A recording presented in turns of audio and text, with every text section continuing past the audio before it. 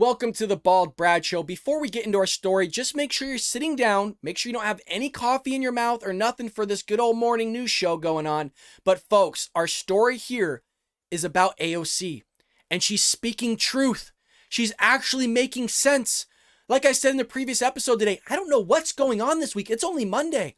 I feel like something good's going to happen. Like we should all go buy a lottery ticket because AOC is actually making sense and she's not sounding crazy. So something happened to her. Maybe she hit her head. Maybe she took her meds. I don't know. But right now, AOC and the Democrat Party are blaming themselves because they didn't push through the eviction moratorium that should have went through to allow renters to not be evicted here by their landlords. This comes from our friends over at the Daily Wire. It is written by Daily Wire News, and they title it, AOC on failing to extend eviction moratorium. We cannot in good faith blame the Republican Party. They're actually not blaming us for something. Like, what's happening? We're in the upside down. We're in Stranger Things. Like, what? What? And wait till you hear her talk. She actually sounds coherent.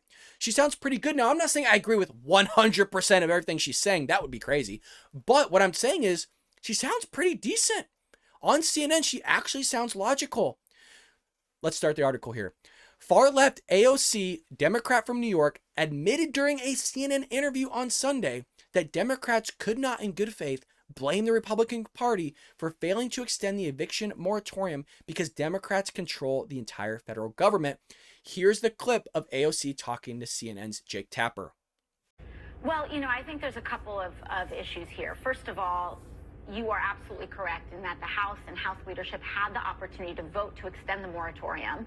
And there were many, and there was frankly a handful of conservative Democrats in the House that threatened to get on planes rather than hold this vote. And we have to really just call a spade a spade. We cannot, in good faith, blame the Republican Party when House Democrats have a majority. Now, there is something to be said for the fact that this court order came down on the White House a month ago, and the White House waited until the day before the House adjourned to release a statement asking on Congress to extend the moratorium.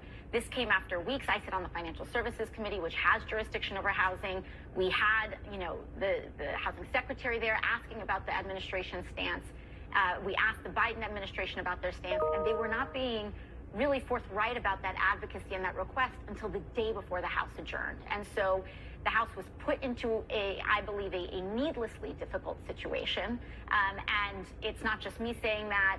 Financial Services Chairwoman Maxine Waters has made that very clear as well. And so there's a couple of contributing factors here. We have governors who are also not getting this emergency rental assistance out in time, which is forcing this extension, what we would like an extension of the moratorium. The fact of the matter is that the problem is here. The House should reconvene and call this vote and extend the moratorium. So as you can see, AOC is making some sense here. It is the Democrats' fault. Whose fault are you possibly going to put the blame on? You can't put on the Republicans. You hold everything, all branches of government here. So she's actually speaking truth, and she knows it's the Democrats' fault for not pushing this through. Now, the problem I have with this, everything here is I don't think it should be extended.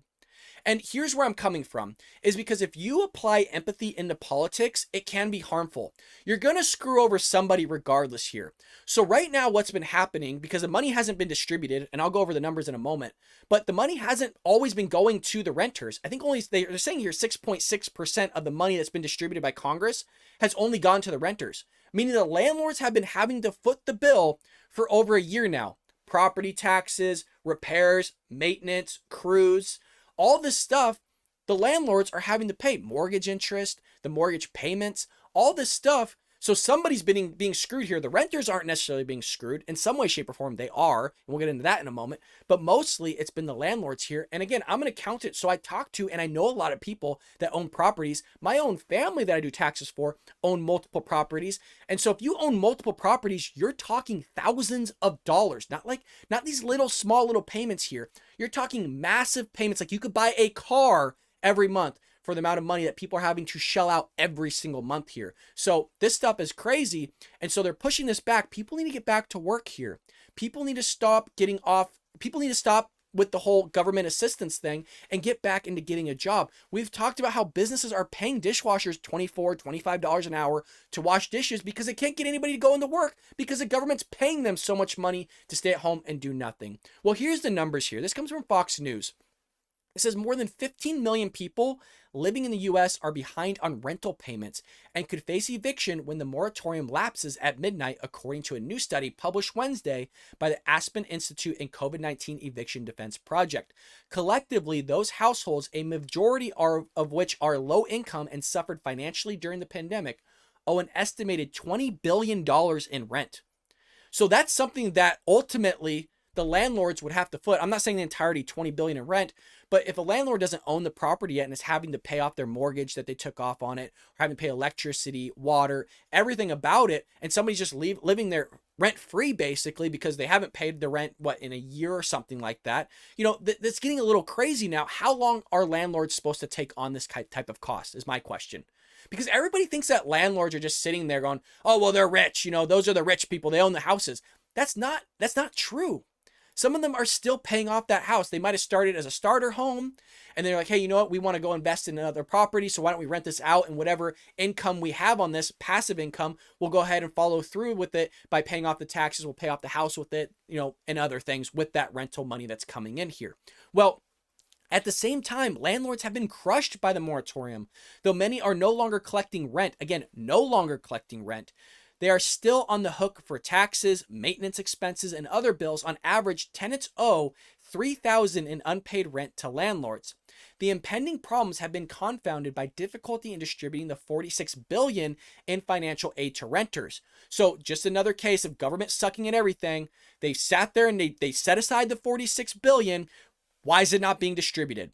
Why is it not being distributed? Why? Because the government and the Biden administration suck at everything. So everybody's getting screwed here. The renters are getting screwed. The landlords are getting screwed. Everybody gets screwed because you got Biden running things. But hey, we're not supposed to bat an eye because remember, guys, he eats chocolate ice cream and he has cool aviators and stumbles through his words and everything's supposed to be fine. Everything's just supposed to be dandy going on here. And landlords that Congress approved between December and March of the course of the first half of the year, officials doled out just $3 billion of the 46, that's 6.6% of the $46 billion program, intended to keep millions of renters in their home. Why? Why did it take that long to send a check? Unbelievable. In total, the program has provided relief to a fraction of the 1.2 million households that have reported being very likely to face eviction in the next 2 months. This comes from the Treasury Department, which made that statement last week. Now, Pelosi, a spokesperson for her, said Saturday that the Speaker and Biden are urging state and local governments to immediately disperse the $46.5 billion in emergency rental assistance approved by the Democratic Congress so that families can avoid eviction. Now, any landlord I ever met does not want to evict somebody like this. When somebody is not making their payments and they're doing it, I don't want to say on purpose, but they're struggling, usually a landlord will work with them in some way, shape, or form and help them out, let them get off their feet for a bit. But, when this is going on for a year and a half, at some point, you need to bring somebody in that can sit there and pay their rent, because you can't just be expected to eat this cost. You shouldn't be expected to take out another loan there just to pay off something else that somebody else technically should be paying you for. Now, I understand there is a responsibility of the renter to pay off their own interest because they're the ones that own the property. So there is an argument to be had there. But the thing is that you have to let the free market work. And if somebody's not going to pay their rent, you got to evict them because you're going to eat that cost, and ultimately your family's going to suffer, right? Somebody's going to suffer here. It's either the renters or it's the landlord. The landlord owns the property, and they're going to put somebody in there that can pay the rent. Now, everybody's in a tough situation, and I know a lot of people might not agree with this, but sometimes it's tough, okay? And that's why empathy in politics is harmful. And you shouldn't have empathy all the time, because then you can harm yourself and you can make extraordinarily bad decisions for you and your family if you're always dealing with empathy. I've had to evict people. I've had to evict families, and it's not an easy thing to do.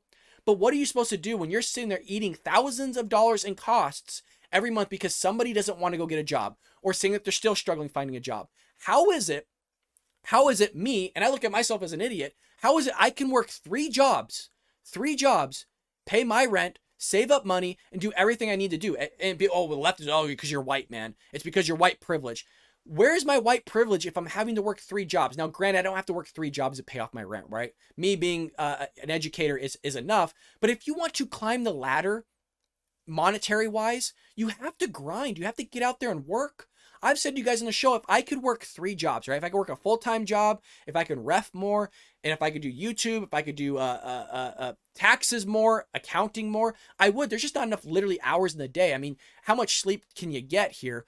I'm gonna go down a rabbit hole talking about something totally different. All I'm saying here, you have to grind. You have to find ways to pay off your rent here, your expenses that you have. You can't leave it up to the landlords here. And Congress is screwing up by not distributing this $46 billion in federal aid here and leaving the burden on the landlords. And it's extremely wrong. It's extremely wrong to do that. But we'll see if it gets pushed through here. They need to send these billions of dollars out. It's already been set aside. Again, they just have to allow it to flow through to the renters, which will allow it to flow through to the landlords, and landlords can finally pay their expenses that they need to do. Now, if somebody owns a property, that's great. They still have property taxes. They still have to pay thousands of dollars in property taxes this year.